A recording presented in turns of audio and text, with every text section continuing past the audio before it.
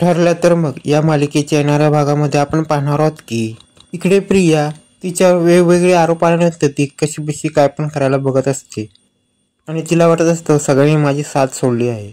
आणि तिकडे महिपत आणि इकडे ही माणसं आणि कोट हे सगळे माझ्या विरुद्ध चालले आहे आणि कोणी माझ्या बरोबर नाही. आणि फक्त राहिला अश्विन आणि तोच मला साथ देतो, बाकी कोण मला साथ देत नाही. आणि ते रविराज पण माझ्या विरुद्ध गेलेले आहेत. त्यामुळे प्रियाची फार मोठी कोंडी झालेली असते. तेव्हा इथे सायली आणि अर्जुन डिस्टर्ब असतात. त्यानंतर ते ठरवतात आपण मधुभाऊशी बोलायला जायचं. आणि तिथे मधुभाऊने भेटायला गेल्यानंतर जो पण खर्च झाला असतो तो ते मधुभाऊ अर्जुनला द्यायला देत असतात.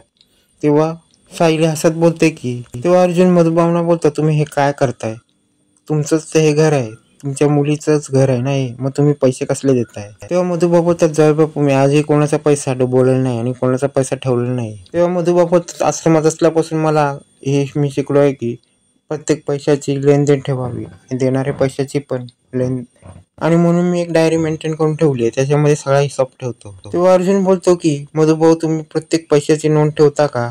तेव्हा मधुभाऊ बोलतात मी एक एक पैशाची नोंद या डायरीत ठेवत असतो. तेव्हा अर्जुनला विचार येतो. तेव्हा अर्जुन बोलतो तुम्हाला विलासने पैसे दिले त्याचा तुम्ही हिसाब ठेवलात का, आणि त्याच पैशाच्या जीवावर त्याने तुम्हाला ब्लॅकमेल केलं होतं. तेव्हा मधुभाऊ बोलतात त्या पैशाची मी नोंद डायरीत केली होती कारण की ते भरपूर पैसे होते. तेव्हा अर्जुन बोलतो मग ती डायरी. तेव्हा मधुभाऊ बोलतो ती डायरी आता माझ्याकडे नाही, तेच मला आता खंत आहे, आणि ती डायरी आश्रमात आहे आणि ती आश्रमात असल्यामुळे मला त्याची काही एवढी जास्त गरज लागली नाही. पण सायलीला कळत नाही की अर्जुनला ती डायरी कशाला पाहिजे. तिला वाटत असेल काहीतरी केसच्या बाबतीत ती डायरी पाहिजे असेल म्हणून ती काय अर्जुनला बोलत नाही. तेव्हा तिथून अर्जुन निघून गेल्यानंतर मधुभाऊ सायलीला बोलतात सायली काहीतरी विचार करत आहे त्या डायरी बद्दल. तेव्हा सायली बोलते की त्यांचा वकिली डोकं आहे, ते पण काय पण विचार करतील. त्यानंतर अर्जुनला इथे विचार येतो की ती डायरी मिळवलीच पाहिजे कारण की विलासला ते पैसे कोणी दिले, आणि तो अशिक्षित माणूस तो कधी बँकेत जाऊ शकत नाही ना काय, मग तो आश्रित माणूस असल्यामुळे त्याच्याकडे एवढे पैसे कसे आले. आणि मला वाटतं हे पैसे त्याला महिपतने दिले असेल आणि एवढी रक्कम महिपतच देऊ शकतो. इकडे खोटारी तणी रडत असते तेव्हा अश्विन तिला धीर देतो आणि बोलतो तू काही रडू नकोस. तेव्हा अश्विन प्रियाला विचारतो की तू एवढी घाबरतेस का, तुला एवढा घाम का सुटला. तेव्हा अश्विन बोलतो तिला की तुझा या खुनामध्ये काय हात आहे का. इथे प्रिया बोलते की तू कुठलीही चिंता करू नको, आपण हे शहरात सोडून जाऊया.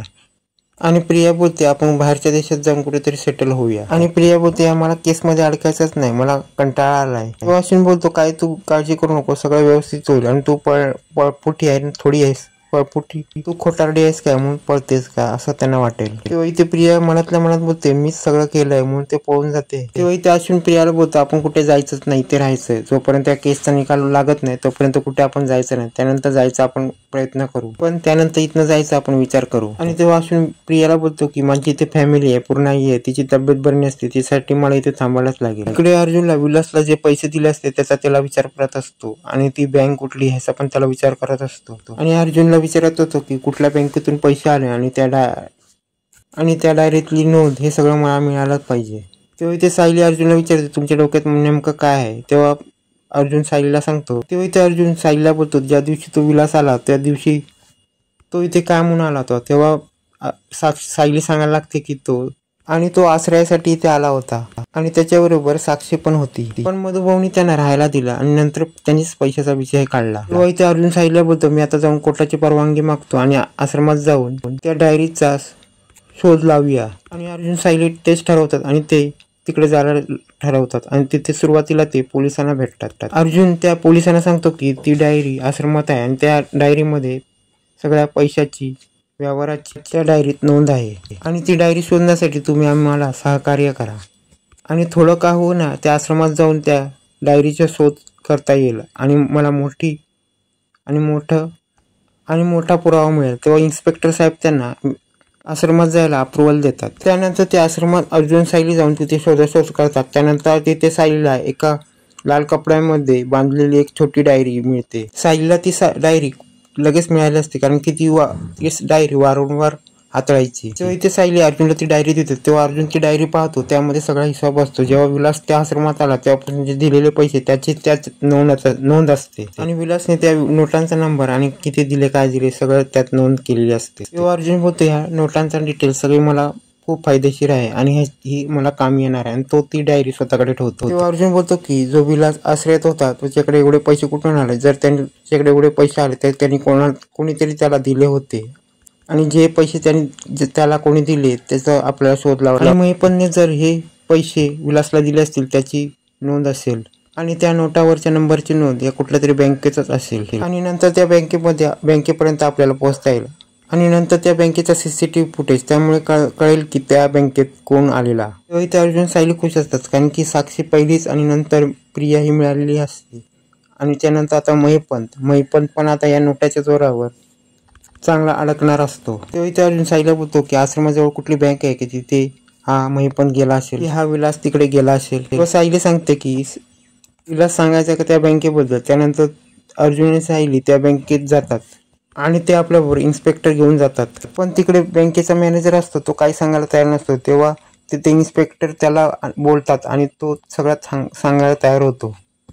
तेव्हा तो मॅनेजर बोलतो की ह्या नोटा, ह्या नंबर, ह्या, आणि मॅनेजर सांगायला लागतो की हे जुने रेकॉर्ड्स आहेत, हे 2 वर्षापूर्वीचे आहेत. तेव्हा इन्स्पेक्टर बोलतोय तो तुमच्याकडे नोंद असेल ना, ते पैसे कोणाच्या अकाउंटमध्ये गेले, कसे गेले. तेव्हा तो मॅनेजर पोलिसाचा दम ऐकून ते सगळं रेकॉर्ड देतो म्हणून सांगतो. तेव्हा तो मॅनेजर सगळं त्या रेकॉर्ड बघत असतो. तेव्हा मॅनेजर बोलतो की हे सगळे पैसे त्या 2 वर्षापूर्वी काढले गेले होते आणि जास्त रक्कम काढली गेली होती आणि तो माणूस मोठाच असावा. तेव्हा अर्जुन बोलतो तो माणूस कोण आहे ते लवकर शोधा. तेव्हा तो मॅनेजर बोलतो की 2.5 लाखाहून जास्त रक्कम होती. आणि तेव्हा ते पैसे काढले गेले आणि ते कोणी काढले ते महिपत शिकरे याने. आणि ते अर्जुनला कळते की तो महिपत शिकरे आहे. आणि तो अर्जुन त्यांना मॅनेजरला विचारतो की ते अकाउंट कसलं आहे.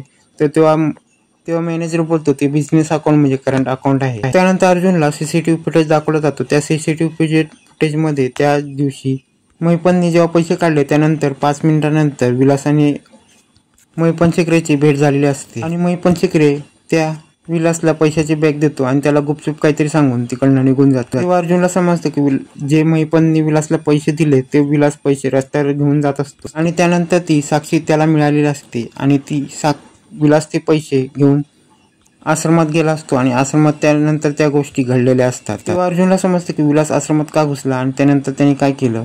आणि महिपत शिकरेने त्याला कशाला पाठवलं होतं की आश्रमातली जागा बळकावण्यासाठी, आणि जे पैसे दिले होते ते त्याच्यासाठी दिले होते. तेव्हा अर्जुनला समजतं की विलासचा खून झाला त्यात महिपत पण सामील आहे. विलास, साक्षी आणि अर्जुन आणि महिपत ही गँग आहे आणि ती गँग मिळून या आश्रमाचा ताबा मिळवण्याचा प्रयत्न करत होती. आणि आता अर्जुन हे सगळे रेकॉर्ड कोर्टामध्ये मांडून महिपतला कसा गुन्हेगार ठरवणार हे पुढे पाहणे रंजकच होणार आहे.